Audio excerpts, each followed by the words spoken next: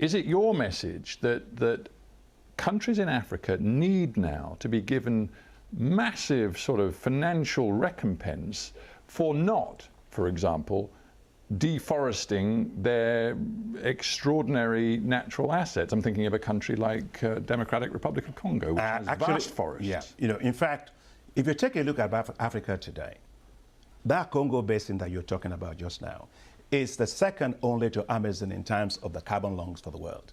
And so Africa is providing the global public goods for which it's not paid for. Basically, you have vast carbon sinks, you have vast forests, you have biodiversity.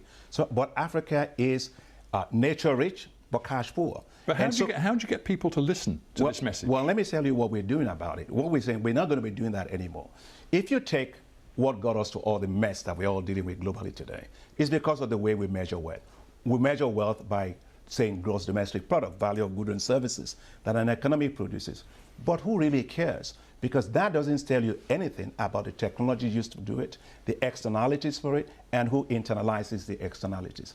In the case of Africa, we have all these forests, and we said we're going to have to revalue and rebase the GDP of Africa based on its natural capital stock. And why is that important? So you basically take these forests and say, this is real wealth. And yes. It has to be recognized, Absolutely. and therefore you have to give us the credit that comes with having that asset. Yes, Steve. And the thing is, if you take a look at the debt to GDP ratio, which is the measure that we use to determine whether your debt is sustainable or not, if you rebase your GDP based on your natural capital stock, your debt to GDP ratio falls. No, I understand that. No, but I want it's easier for you to borrow money, which is where you and the ADB come in. I get all that, but isn't there an element of blackmail to this? Because the underlying message seems to be, yes, we are custodians of this vast natural asset, call it a carbon sink.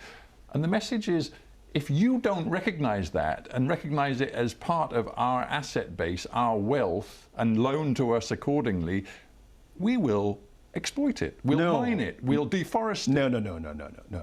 No. You see, the coming from, it's not anything about exploitation. It's about being wise and valuing yourself properly. Just like if you and I go to a commercial bank and you're trying to value your assets. All we're saying is we want African economies to develop going green.